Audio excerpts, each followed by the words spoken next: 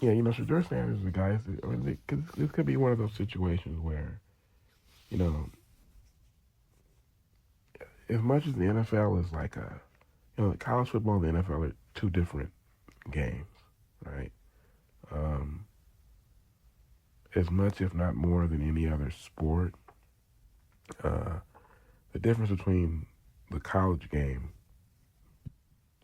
and the program and the pro game is just it's just a night and day difference, and I mean we see all the time, you have players who are great in uh, in college who don't pan out in the pros. The same thing happens in the NBA and in other sports. That's just how it is. But I mean, the point I'm trying to make is that there are times when I mean, Shedeur Sanders is someone who he performed in college.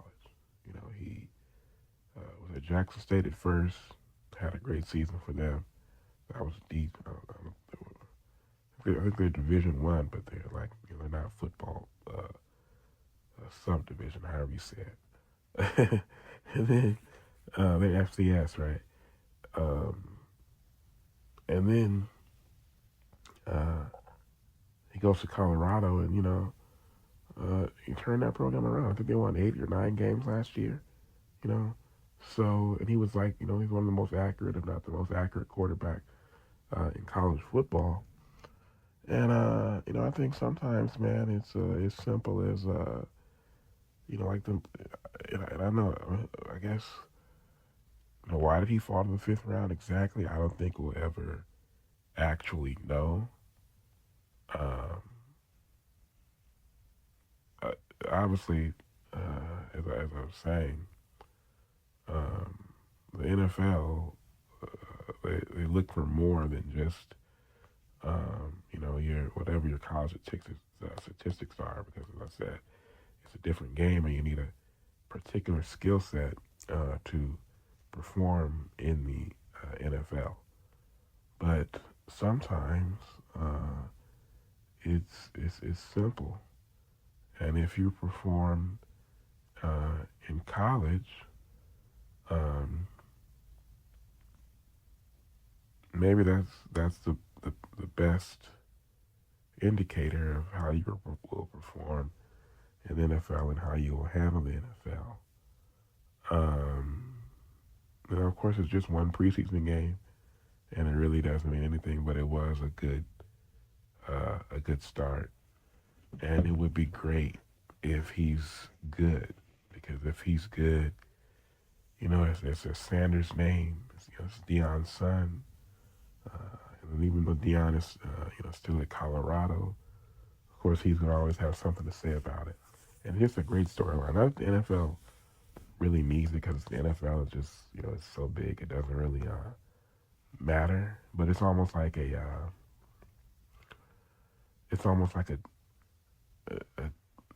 Tim. I don't want to say. I mean, Tim Tebow is he was a different case as a player. Excuse me. But um, as far as the storyline goes, when you have a player who is just like you know, a Johnny Football. Think about how much more fun it would be right now if Johnny Football was, still, uh, still in the league. And Johnny Football's got to be in his 30s, his 30s now, like. And he, well, if you think about it, Johnny Football had a nice, like, 10-year run as a starting quarterback in the NFL. How fun that would have been, and we all remember Tebow Mania, So it's just fun when people who were not just um, great players in college, but celebrities in college, when they shine in the NFL. You know, I always like it when the best, not just the best, but like the most famous college players end up being meaningful NFL players, which it's something. I mean, in football, there's so many players and there's so many teams in college football, and they come from so many different places. That a lot of the time the players who are play for the big programs and play in the big games and they're in the spotlight. A lot of the times they're not the guys who end up being, uh, the household names in the NFL. So if if Shedeur ends up being good, like I said, man, that would just be great uh, for the league. But yeah, a good start for him. Like I said, it doesn't really mean anything yet if we're being honest and realistic. But I mean, he just seemed poised. He seemed like he seemed like he belonged. And I think that's the most important thing. Um, so hopefully he just keeps progressing, and you know, and it's just up from here for Shedeur. They have a screenshot from the sideline of Flacco and Deshaun and Dylan Gabriel, and only Flacco as Shedeur was balling. Flacco's grinning ear to ear, and the other two are just kind of like, but then people were saying, well, Flacco's like, hey man, maybe I'll get to stand on the sideline and collect my last paycheck this year. That would be great for him, huh? You know. So we just I'm trying to think of if there's ever been a quarter. It's weird because um, I remember when Matt Leinart had his first NFL start against the Bears on Monday Night Football. Obviously, Matt Leinart, one of the greatest college quarterbacks of all time, and he went out there. He balled out. That was that Bears team that made the Super Bowl, and they were undefeated at that point. And that was the game where Denny Green, rest in peace, after the game, he goes, "The Bears are who we thought they are. The Bears are who we thought they are, and we let them off the hook." And Matt went out there, man. He balled out in that game. And I remember Bill Simmons talking, speaking after the game and saying that, because like I said, bro, what the NFL does, the NFL, you can be like the best player in college football, or one of the best, and the NFL will go and they will pick you apart. And that's how Matt Leinart fell to 10th in the draft. He would have been the first pick after his junior year when he won the Heisman and won the national championship. And the next year he comes back and they spent a year picking his game apart, and he falls to 10th. And after that first start, Monday Night Football, Simmons goes, he basically makes a point of like, he basically criticized the NFL for, taking everything else into account more than taking all the different variables, all the different measurements and stuff like that, more into account than the actual on-field performance, right? Now, of course, the problem with that is that Matt ended up, basically, burning out. I mean, it wasn't really a burnout. I always blamed Ken Whisenhunt because they fired Denny Green after that season, and then Ken Whisenhunt comes in, and he was just being a hard ass on Matt. Matt wasn't this guy. Matt's the guy who came from USC. He's playing for Pete Carroll. Pete Carroll's not hard on his players, right? And here comes Ken Whisenhunt being this hard ass and, just giving Matt a hard time. And Matt, I think if Matt had a coach come in who was more supportive, Matt would have maybe had a long career start in the NFL. And I know Matt always blamed Ken Whisenhunt for kind of ruining his career. But, and yeah, I mean, we'll just have to see how it goes with Shedeur, though. Because that was what happened last night, more of a Matt Leinart on Monday Night Football type deal, where it ends up being, fool's gold basically, or is it a sign of things um, to come? You know,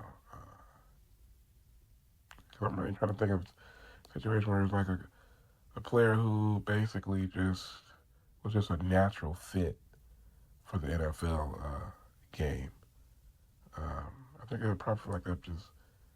I mean, when I say that, I mean a player who was at a bigger program, right? It happens all the time where you have guys who went to smaller schools and they get to the league and it's like, bro, their game they just fit right in. They slot right in, right? Like well, I mean, this is not a good example, but in reverse, okay, I guess this is an example of what I mean. Like so Shedeur fell in the draft, uh, but he seemed to just fit right in last night, right? Now, obviously, disregard what I said about the small school because the guy I'm going to talk about, so St. Brown, like Matt Leinart, went to, I'm talking about when I say Brown, he went to Mater Dei, which is a huge, high school out here in California, power program, and then he goes to USC, of course, one of the, biggest programs in the history of college football. And he had a really good career at USC, but then he fell to the fourth round. But he's been like an All-Pro on the first team like twice, like 2 years in a row. And the Lions have become a contender with him on the team, right? But he's the type of guy who, I know it's a different position because it's a receiver, but he's a guy who his game is just a natural fit for the NFL, you know. Whereas you have guys like, like back when I was younger, Dwayne Jarrett, who played on those USC teams with Leinart, and it just didn't work out for different reasons. So there's actually, I think, more cases where you have players who were kind of under the radar in college who will come and fit right in um, than guys from the big programs who were in big spots. Unless they're just like super duper star, talents. That's different. Like some of these kids who went to Alabama and schools like that. But uh, or programs like that, they were dominant. Like all the kids that came out of Miami back in the day, right? You know, um, it's I think yeah, it happens. It seems to happen like that more often, where it'll be a kid from who was like unheralded coming out of the draft than someone who everybody already knew. And everybody, spent years talking about him in college and talking about him in the pre-draft process. Uh, it's usually the guys who are more heralded, regardless of where they went to school, that will kind of just come and just fit right in. But Shedeur is someone who was under a microscope at Colorado. They were a big deal. Probably the biggest story in college football in the 2 years at Colorado. And even at Jackson State, it was a big deal. And so he